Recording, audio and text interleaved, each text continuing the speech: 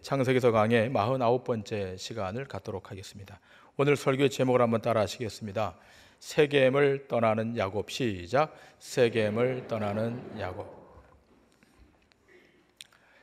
베델로 올라가라는 그 하나님의 말씀에 순종해서 이 베델로 가야 마땅한데, 틈만 나면 옆으로 빗나가는 야곱의 삶의 단면을 지난주에 보았습니다. 형 에서에게 그 세일로 올라가겠다 이렇게 약속해 놓고서는 또 옆으로 세지 않습니까? 또 그렇게 옆으로 간 곳이 숫곳이라는 곳이었습니다. 집을 짓고 짐승의 우리를 만들어 거기서 산 것이죠. 얼마나 짐승의 우리를 많이 지었으면 그곳의 이름을 숫곳, 짐승의 우리라고 하는 뜻의 이름으로 지었겠습니까? 그리고 다시 세겜으로 가서는 아예 그곳에 땅을 사고 또 정착을 합니다. 자기 형에게 약속한 세일로 간다는 것은 아랑곳 없이, 더더구나 하나님께서 그 언약을 따라 베델로 밀어 올리시는 것도 관심 바뀐 이 야곱의 삶을 또 우리는 목격하게 됩니다. 엄청난 야복강의 씨름을 통과하고서 이름이 바뀌고 다리를 절면서도 아직도 하나님의 언약대로 가지 못하는 그 야곱을 보면서 오늘 우리의 모습을 이 안에서 발견하게 됩니다. 얼마나 더 이끌어 주셔야, 얼마나 더 큰 은혜를 부어 주셔야 이 하나님의 언약대로 믿고 따를 것인가는 생각을 합니다. 우리의 생각에는 우리가 하나님이라면 야곱을 버리고 다른 사람을 다시 택하여 가시든지, 아니면 그 능력으로 단번에 베델로 쑥 올라가게 만드시든지 그렇게 하시면 될 텐데 왜 이렇게 힘든 방식을 택하는가라고 하는 것입니다. 자, 그런데 기억할 것은 이것이 하나님이 선택한 인생들을 다루시는 방식임을 배워야 하는 것입니다. 야복 강에서의 씨름만이 아니라 야곱을 항복시키시고 결국 베델로 올라가도록 하시기 위해서 하나님이 얼마나 이 야곱을 설득하고 또 설득하고 계시는가, 우리 이것을 볼 수 있어야 됩니다. 그리고 이 설득의 방식이 하나님의 방식이라는 것입니다. 하나님이 야곱을 목적하는 곳까지 가게 하시는데 절대로 비행기 태워서 가듯 하게 하는 것이 아니라 한 걸음 한 걸음 자기의 발걸음으로 걷도록 하셔서 그곳까지 가게 하십니다. 여러분, 아이들이 숙제할 때를 한번 생각해 보시길 바랍니다. 엄마가 볼 때 그 아이가 풀고 있는 그 숙제 얼마나 쉽습니까? 한눈에 보아도 답이 보이지 않습니까? 그러나 답답하다고 해서 아이의 숙제를 여러분이 푼다 그러면 그 아이의 실력이 잘하겠습니까? 마치 이와 같은 것입니다. 야곱을 하나님 인도하시는데 하나님이 다 하실 수 있지만 그렇게 하지 않으시고 야곱의 자기의 걸음으로 걷게 하심으로 그 일을 실행해 가시는 것입니다. 만약에 돌아갔다면 돌아간 만큼 그 자리에서 다시 베델로 올라가도록 만드십니다. 이것이 하나님의 자기 언약을 이루시는 하나님의 신실함이시고 또 하나님의 타협할 수 없는 고집인 것입니다. 우리가 비록 부족하고 연약해도 이 구원의 여정에서 이탈되지 않고 그렇게 가게 되면서 확인하게 되는 것이 무엇입니까? 아, 나도 야곱 같지만 결국은 하나님이 나를 붙드셔서 그 언약의 자리까지 가도록 만드시는구나, 승리하도록 만드시는구나, 이것을 우리가 확인할 수 있는 것입니다. 여러분, 오늘 말씀을 보시면 드디어 야곱이 세겜을 떠납니다. 그리고 그 발걸음을 이제 베델로 향합니다. 그런데 이 베델로 올라가기 전 창세기 34장에 참 힘든 사건이 그 앞에 닥칩니다. 세겜에서 땅을 사놓고 그곳에 긴 시간 동안 정착하려고 했는데 야곱의 딸 디나가 이곳에서 엄청난 비극적인 일을 경험하게 됩니다. 야곱의 딸 디나가 이곳의 여인들을 구경하기 위해서 그 동네로 나간 것입니다. 그런데 그 세겜의 추장, 그 이름이 세겜입니다. 땅도 세겜이고 그 추장 이름도 세겜인데 창세기 34장 2절에 보면 이 세겜은 하몰의 아들로 되어 있습니다. 이 사람이 디나를 보고서 한눈에 반해 자기의 아내를 삼을 목적으로 이 디나를 겁탈합니다. 그런데 이 세겜이 디나를 한 번 욕을 보이고 버릴 생각이 아니었음을 우리가 그 후속 조치를 보면 알 수 있습니다. 창세기 34장 3절과 4절에 이렇게 기록되어 있습니다. 그 마음이 깊이 야곱의 딸 디나에게 연연하며 그 소녀를 사랑하여 그의 마음을 말로 위로하고 그의 아버지 하몰에게 청하여 이르되 이 소녀를 내 아내로 얻게 하여 주소서 하였더라. 아멘. 비록 강제로 끌어들여서 이 디나를 범했지만 깊이 이 디나를 연연해서 세겜이 자기 아버지 하몰에게 이를 아내로 맞이할 수 있도록 좀 조치해달라고 요청합니다. 그러자 하몰이 이 디나의 아버지 야곱에게 가서 디나를 자기 아들과 결혼시키면 우리가 서로 통혼을 하고 그리고 서로 매매해서 기업을 다 얻게 하겠다 이렇게 약조하죠. 그리고 디나와의 혼인만 성사되면 내가 어떤 예물이라도 당신이 내게 어떤 예물을 청구해도 내가 다 주겠다 그럽니다. 이 말을 들은 야곱은 그 아들들이 돌아오기까지 아무런 말을 하지 않고 잠잠히 기다립니다. 가타부타 말을 하지 않죠. 어떤 주석가는 이러한 야곱의 태도가 그 하몰의 말이 좋게 들렸다라고 주석하는 분들도 있습니다. 충분히 이해가 갑니다. 디나와 통혼을 하게 되면 그 세겜의 재산들이 다 자기 것이 될 수 있다는 생각을 할 수 있는 겁니다. 또 야곱의 전력을 보면 충분히 그러고도 남을 사람 아니겠습니까? 그리고 이 세겜은 그렇게 큰 성읍이 아닌 것으로 보여지기 때문에 야곱이 그러한 생각을 하는 것은 충분히 가능한 일입니다. 이제 야곱의 아들들이 들에서 돌아오게 되고 야곱의 아들들이 이 사실을 알게 됩니다. 근데 야곱은 가만히 있는데 이 디나의 오빠들이 가만히 있질 않는 겁니다. 하몰이 그런 제안을 하자 야곱의 아들들은 이 하몰을 속이기로 작정합니다. 너희들이 할례를 행하면 서로 통혼하겠다 이렇게 하죠. 그러나 할례의 고통 중에 있을 때 습격하려고 속인 겁니다.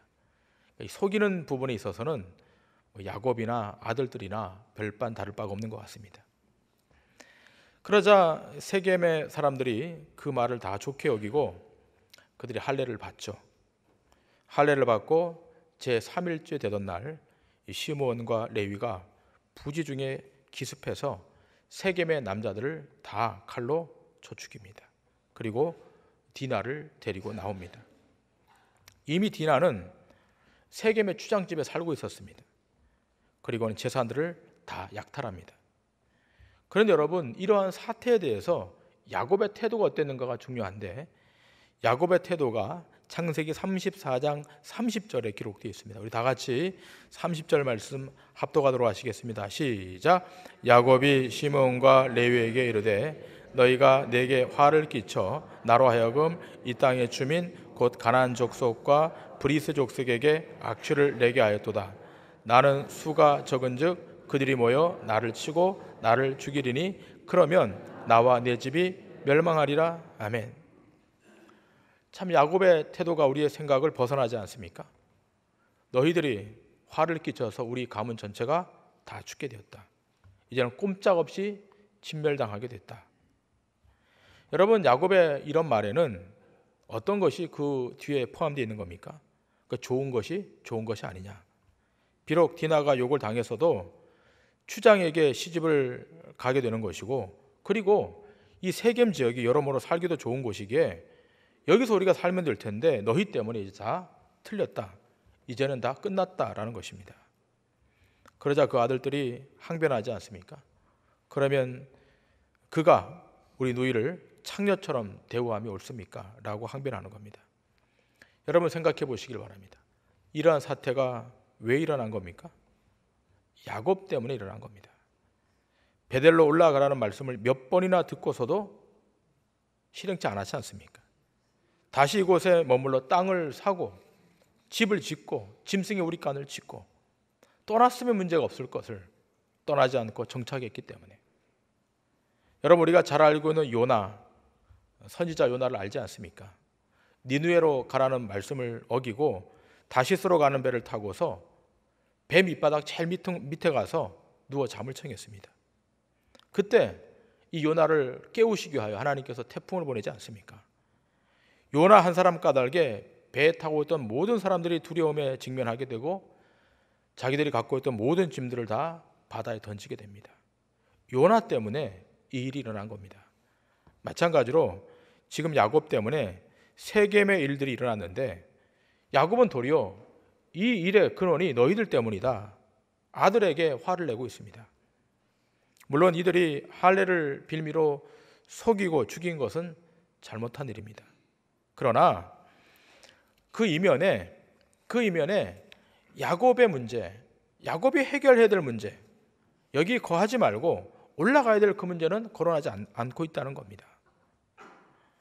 이 근본적인 이유는 야곱의 문제인 것입니다. 그리고 이 야곱은 오늘 이 아침 예배하고 있는 우리 자신이 아닌가를 한번 확인하셔야 됩니다.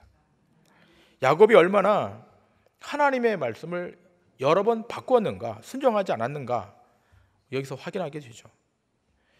여러분, 베델로 가라고 말씀하셨던 때, 야곱에게 베델로 올라가라고 말씀하셨던 때가 언제입니까? 그 20년 전입니다. 자기의 목숨이 위태로울 때, 인생의 가장 큰 위기를 만났을 때, 그때 하나님이 말씀하지 않았습니까? 올라가라, 베델로 올라가라, 그러면 살 것이다. 그런데 야곱이 하나님의 음성을 무시한 겁니다. 근데 중요한 것이 있습니다. 이렇게 야곱이 하나님의 음성을 무시했지만, 그러나 하나님은 그 음성을 무시한 야곱을 포기하지 않았다고 하는데 그 역설이 있습니다. 장인에게서, 형 에서에게서, 이제는 이방인들에게서 죽음의 위협 앞에 직면하게 하시면서 베델로 올라갈 수 있도록 하나님이 한 걸음 한 걸음 그를 인도하여 나아간다는 것이 중요합니다. 생각해 보시기 바랍니다. 하나님이 직접 나타나셔서 말씀하셨다면 순종해야 되잖아요. 하나님이 직접 말씀하셨다면 무릎을 꿇어야 되잖아요. 그게 살 길 아니겠습니까? 그게 참 인생의 복이고 참 인생의 만족 아니겠습니까? 그런데도 탐욕과 죄악의 정욕의 죄라는 것이 얼마나 치열하고 얼마나 끈질긴지 하나님께 가지 못하도록 끊임없이 방해를 하고 있는 겁니다. 근데 중요한 것이 있습니다. 아무리 이 죄가 끈질기고 이 정욕이 치열하다 할지라도 하나님의 그 치열하심은 더 치열하신 것이고 하나님의 이끄심은 더 집요하신 것입니다. 이 육적인 죄성을 뚫어버리시고 세겜에 고정되어 있는 야곱의 발걸음을 뜨도록 만드셔서 베델로 올라가게 하십니다. 물론 야곱의 편에서 보면 참 힘든 일이고 괴로운 일이고 불편한 일일 것입니다. 자기 딸이 겁탈을 당하고 그로 인해서 아들들이 살인을 하고 이제 곧 부족 사람들이 죽이러 올 텐데 여러분, 얼마나 두렵고 얼마나 놀랍겠습니까? 우리는 이런 모습을 보면서 반문하게 되죠. 하나님이 택한 사람, 하나님이 선택한 하나님의 백성에게 왜 이렇게 하시는가? 쉽게 하면 좋을 텐데. 그러나 성경의 답변은 뭡니까? 하나님이 이렇게 하지 않으시면 생명의 길로 가지 않으려고 하는 죄의 본성 때문인 겁니다. 사랑하시기 때문에 고통의 터널을 통과하게 만드시고 사랑하시기 때문에 매를 드시는 겁니다. 그런데 기억할 것은 뭡니까? 매를 들어 맞는다 할지라도 그가 멸절되지는 않는다는 거예요. 망하지는 않는다는 거예요. 하나님의 선택된 백성은 잠시 고난의 용광로를 통과할 수 있을지 모르지만 그러나 그의 인생이 실패로 끝나지 않아요. 하나님으로부터 한 번 선택을 입은 사람은 하나님이 절대로 그 손에 놓지 않기 때문에 그의 마지막 인생은 승리로 끝나는 거예요. 죽고 싶어도 죽지 못하는 것이 신자의 인생이에요. 강물에 뛰어내렸는데 죽으려고 뛰어내렸는데 뛰어내려 보니까 물이 너무 얕은 거예요. 그래서 못 죽는 거예요. 약을 먹고 죽으려 했는데 약이 목에 걸려서 안 넘어가는 거예요. 내 마음대로 죽을 수도 없는 신세가 신자의 신세인 것입니다. 하나님이 허락하셔야 되는 거예요. 왜 그렇게 하시는 겁니까? 왜 그렇게 하시는 겁니까? 너희가 나에게로 돌아오는 것이 너희의 살 길임을 알게 하려고 그러는 것입니다.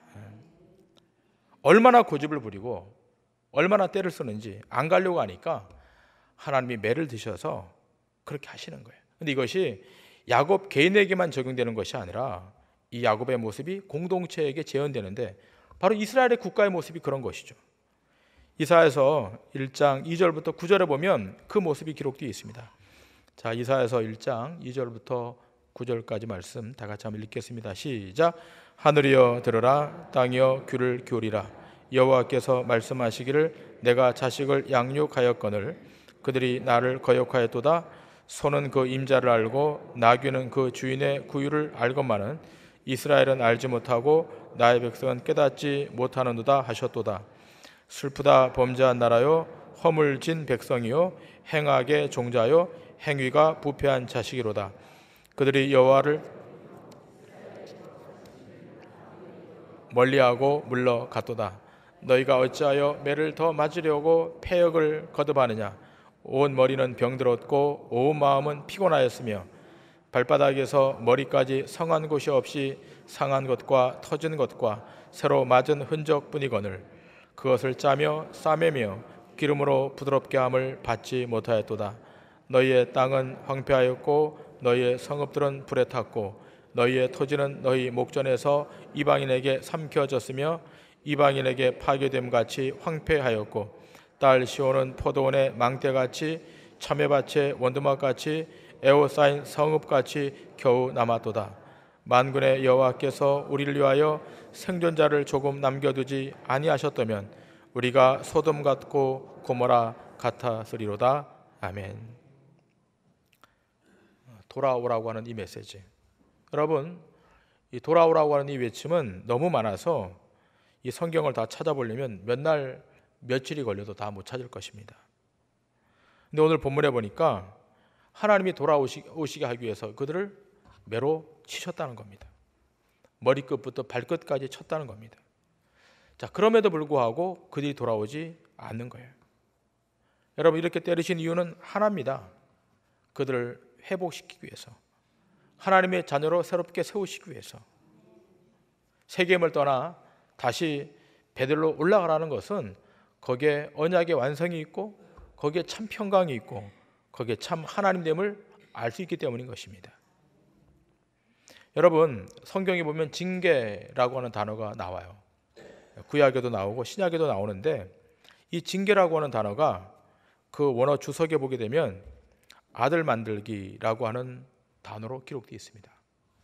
하나님이 치신다는 것은 그를 아들로 다시 세우기 위한 하나님의 거룩한 터치인 것입니다. 이사야서 9장 13절에 보게 되면 이렇게 하나님이 징계를 함에도 불구하고 돌아오지 않는 이스라엘의 모습을 보게 됩니다. 이사야서 9장 13절 그리하여도 그 백성이 자기들을 치시는 자에게로 돌아오지 아니하며 만군의 여호와를 찾지 아니하도다. 하나님이 징계하시는데 하나님이 치심에도 불구하고 돌아오지 않는 이스라엘의 백성의 모습을 보게 됩니다. 우리는 이 모습이 이스라엘 백성들만의 모습이 아니라 우리가 과거에 주님 앞에 돌아오기 전, 그리스도 앞으로 돌아오기 전 우리의 모습을 확인하게 됩니다. 아무리 돌아오라 그래도, 아무리 매를 들어도 돌아오지 못하는 우리의 모습이 있었지 않았습니까? 이사야서 31장 6절부터 9절에 보게 되면 이렇게 이사야 선지자는 말합니다. 이스라엘 자손들아, 너희는 심히 거역하던 자에게로 돌아오라. 너희가 자기 손으로 만들어 범죄한 은우상, 금우상을 그 날에는 각 사람이 던져버릴 것이며 아수르는 칼에 엎드러질 것이나 사람의 칼로 말미암음이 아니겠고 칼에 삼켜질 것이나 사람의 칼로 말미암음이 아닐 것이며 그는 칼 앞에서 도망할 것이요 그의 장정들은 복역하는 자가 될 것이라. 그의 반석은 두려움으로 말미암아 물러가겠고 그의 고관들은 기치로 말미암아 놀라리라. 이는 여호와의 말씀이라. 여호와의 불은 시온에 있고 여호와의 풀무는 예루살렘에 있느니라. 아멘. 그렇게 거역하던 자들에게 하나님이 돌아오라 그럴 때 그들이 무엇을 던지고 돌아오는가? 그들이 던졌던 것은 은우상과 금우상이었다는 겁니다. 결국 돌아오게 되는 거예요. 결국 하나님의 선택된 백성은 하나님 앞으로 다시 돌아오게 됩니다. 그런데 돌아올 때 뭘 던졌습니까? 손으로 만들어 범죄한 은우상도 버리고 금우상도 버리고 하나님 앞으로 돌아왔다는 겁니다. 여러분, 우리가 오늘날도 마찬가지입니다. 여전히 성령님은 우리의 마음 가운데 오셔서 돌아오라고 말씀합니다. 더 이상 세겜에 머물러 있지 말고, 더 이상 숲곳에 짐승의 우리를 짓지 말고 베들로 올라오라, 돌아오라고 말씀합니다. 돌아오라고 하시는 이유는 아들을 아들답게 만들시기 위한 하나님의 섭리인 것입니다. 그런데 주님께로 돌아간다는 것은 뭘 의미하는 겁니까? 은우상과 금우상을 버리는 것을 의미하는 겁니다. 자기들이 그토록 의지하고 있었던 그것을 버리고 돌아가야 되는 겁니다. 그런데 이상한 것이 있습니다. 그렇게 그토록 의지하고 붙들었던 그 우상들을 버리게 되니까 오히려 적들이 두려워하고 떨게 되었다는 거예요. 오늘날 성도의 개인적인 싸움이든 아니면 공동체인 교회의 싸움이든 간에 여러분 정말 하나님 앞에 온전히 세워지기 위해서, 온전히 새로워지기 위해서는 던져야 됩니다. 뭘 던지는 겁니까? 세상의 힘을 던지는 것이고, 세상의 방식을 던지는 것이고, 세상의 재력을 던지는 것이고, 세상의 경험을 던지는 겁니다. 이렇게 던질 때 우리를 맞상대했던 적들이 두려워하며 떠는 거예요. 그렇지 않고 그것을 붙들고 있는 이상 절대로 우리의 적들은 우리를 두려워하지 않습니다. 자, 오늘 이 창세기 28장 15절에 보면 결국은 하나님의 회복의 내용이 여기 기록되어 있는 거예요. 이것 때문에 버리라는 것입니다. 자, 창세기 28장 15절의 말씀 다 같이 한번 읽겠습니다. 시작. 내가 너와 함께해서 내가 어디로 가든지 너를 지키며 너를 이끌어 이 땅으로 돌아오게 할지라. 내가 네게 허락한 것을 다 이루기까지 너를 떠나지 아니하리라 하신지라. 아멘. 내가 네게 허락한 이것, 곧 언약을 다 이루기까지 내가 너를 떠나지 않겠다. 이 언약 때문에 야곱은 죽을 수도 도망갈 수도 없는 거예요. 그곳까지 가야만 하는 거예요. 신자의 인생이 그런 겁니다. 여러분이 하나님의 언약의 자리 안으로 들어오는 이상 여러분은 죽을 수도 없고 도망갈 수도 없는 거예요. 그 언약의 완성이 될 때까지 여러분의 생명은 끊어지지 않습니다. 하늘나라를 약속으로 받아놓았다면 여러분이 하나님의 언약의 목적의 완성이 끝날 때까지 여러분의 삶은 종결되는 것이 아닌 것입니다. 끝나는 것이 아닙니다. 세상의 여러 환난을 통과할 수 있고 고통을 경험할 수 있고 아픔을 체득할 수 있지만 그러나 그럼에도 불구하고 우리의 삶은 하나님의 손에 위탁되어 있기 때문에 하나님의 언약이 완성되기 전까지 우리의 삶은 종지부를 찍지 않는 것입니다. 그런데 이 세겜에서 베들로 올라가면서 해야 될 일이 뭡니까? 버릴 것은 버리는 것입니다. 우상은 버리는 거예요. 오늘 이 야곱과 그 아들들이 이 세겜을 떠날 때 어떻게 합니까? 우상을 땅에 묻습니다. 그들의 금고리를 다 땅에 묻어버립니다. 그리고 새로운 옷을 갈아입습니다. 오늘 우리에게도 이것이 필요합니다. 우리가 그 손에 쥐었던 우상들, 그게 은우상이든 금우상이든 다 땅에 묻어버리는 겁니다. 그 새로운 옷을 갈아입는 것입니다. 오늘 여기 본문에 보니까 아버지에게서 훔쳐온 드라빔, 자기를 지켜줬던 우상들을 다 제거하고 다 버리고 다 땅에 묻어버리고 새로운 발걸음으로 베델로 향하고 있습니다. 여러분, 우리도 세상의 깊은 환난을 경험하면서 배우는 것이 있지 않습니까? 뭘 배웁니까? 쓸데없는 것을 너무 오랫동안 붙들고 있었구나 는 것을 배우는 겁니다. 그러면서 하나씩 던집니다. 땅에 묻어버립니다. 그리고 그 발걸음의 방향을 베들로 틉니다. 여러분 한번 생각해 보십시오. 우리가 버려야 할 것이 얼마나 많이 있습니까? 혹시 무거울 정도로 걸치고 있지 않습니까? 여러분, 하늘을 향하는 나그네는 그 짐이 가벼워야 되는 것입니다. 하늘을 향하는 순례자는 짐이 더더욱 가벼워야 되는 것입니다. 지금까지 자기를 지켜주자 여겼던 그 우상들, 그것을 손에서 놓아야 되는 것입니다. 그런데 중요한 것이 있습니다. 이렇게 놓고 나니까, 버리고 나니까 놀라운 일이 일어났다는 것입니다. 창세기 35장 5절에 보니까 오늘 창세기 기자는 이렇게 말합니다. 우리 5절 말씀 다 같이 한번 읽겠습니다. 시작. 그들이 떠났으나 하나님이 그 사면 고울들로 크게 두려워하게 하였으므로 야곱의 아들들을 추격하는 자가 없었더라. 아멘. 자, 다 버리고 다 던지고 이것을 떠나게 되는데 오늘 하나님의 개입하심이 있지 않습니까? 그 사면 고울에 하나님의 손이 개입하심으로 그들을 두려워 떨게 만들어 야곱의 아들들을 추격하지 못하도록 하나님이 막으셨다는 것입니다. 하나님이 막으셨어요. 이렇게 해서 드디어 베델에 도착하게 됩니다. 그리고 이곳에서 쌓은 단의 이름이 세겜에서 임의로 쌓았던 단의 이름과 다르지 않습니까?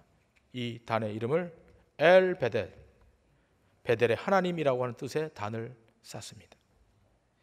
이것이 세겜을 떠나 베델로 올라가라고 말씀하신 하나님의 진정한 속뜻이요 속마음인 것입니다. 오늘 우리에게도 떠나라는 곳이 있습니다. 떠나셔야 됩니다. 떠나셔야 됩니다. 뭐 여러분의 집을 버리고 떠나란 말은 아니고 마음에서 떠날 것은 떠나셔야 됩니다. 여러분 마음속에 버려야 될 것이 있습니까?